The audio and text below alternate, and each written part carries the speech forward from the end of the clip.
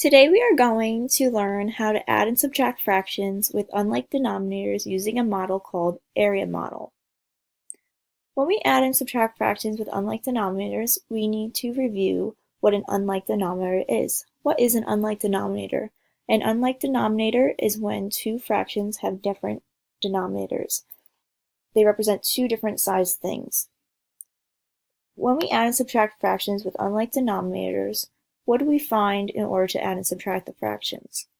We find common denominators that are the same, so that we can add and subtract the numerator and keep the denominator the same. Knowing this, we can use area models to discover the common denominator as well as add or subtract the fractions. An area model is a part of a region or an area. For example, here is an example of an area model. What fraction would this area model represent?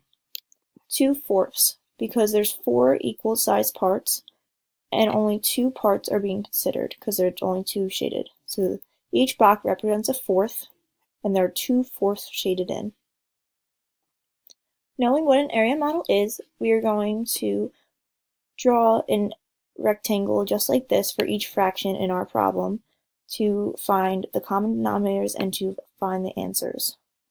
Let's look at this problem we have here.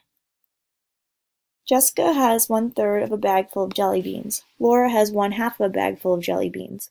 If Jessica and Laura combine their bags, what fractions of the bag will be filled with jelly beans? Well, let's think about, are we going to add or subtract the fractions 1/3 and 1/2? We are going to add these fractions because it says combine their bags. Knowing that we're adding, let's estimate how much a fraction of the bag will be filled with jelly beans. Estimate is when we round numbers. So 1/3, is 1/3 closer to 0, half, or 1? If I picture a number line in my mind, 1/3 is closer to 1/2. And we already know Laura has 1/2. In our heads, we can do 1/2 plus 1/2 is close to about 1 bag of jelly beans that they'll have. They'll about have 1/1. We can look back at our estimate, see how close our answer is once we're done. Now let's take a look at how to use an area model. There's 3 rectangles here. In the first rectangle, we represent the fraction that Jessica has, the second box what Laura has, and third box the total. If we're trying to represent 1/3 in this rectangle, how many parts should I split this rectangle into? Into 3 parts. And how do we do this? We looked at the denominator. We know the denominator tells us the number of equal parts in a whole, and in this case there's 1/3. How many parts are being considered? There's 1/3, so we're going to shade in 1/3. Now we are going to look at Laura's half bag full of jelly beans. How can we represent a half in this rectangle? The denominator tells us there's 2 equal parts, so we're going to split this into 2. How many parts are being considered? 1/2. So I'm going to shade in 1/2. Now that we have both of their fractions, how can we add 1/3 and 1/2? We can do this by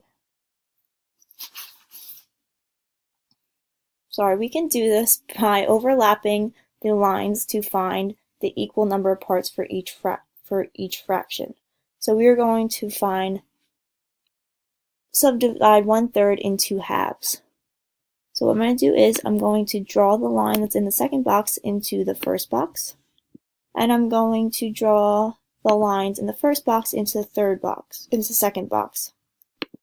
So I'm going to subdivide 1/3 into 1/2.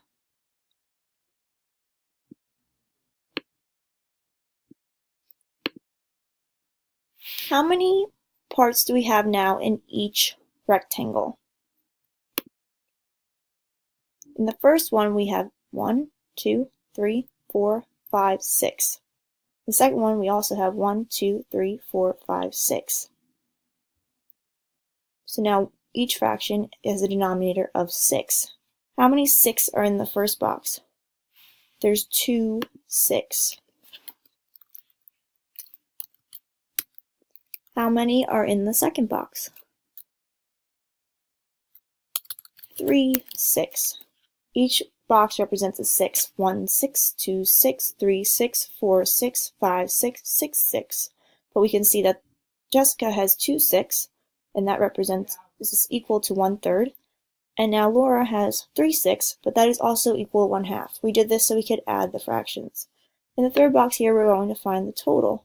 So I'm going to split it into 6 equal parts, like we did in the other two boxes. How many total do we have? Let's add the blue boxes. 1 6, 2 6, 3 6, 4 6, 5 6. So I'm going to shade in 5 boxes.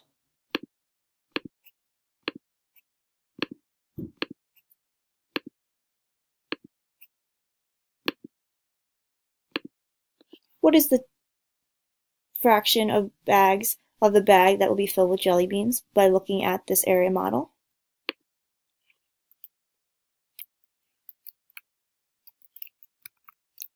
Five, 6. And we can use, by finding the common denominator we found by 6 by overlapping the lines. We can also do this when we do subtraction problem. So the next problem we are going to practice with is subtraction.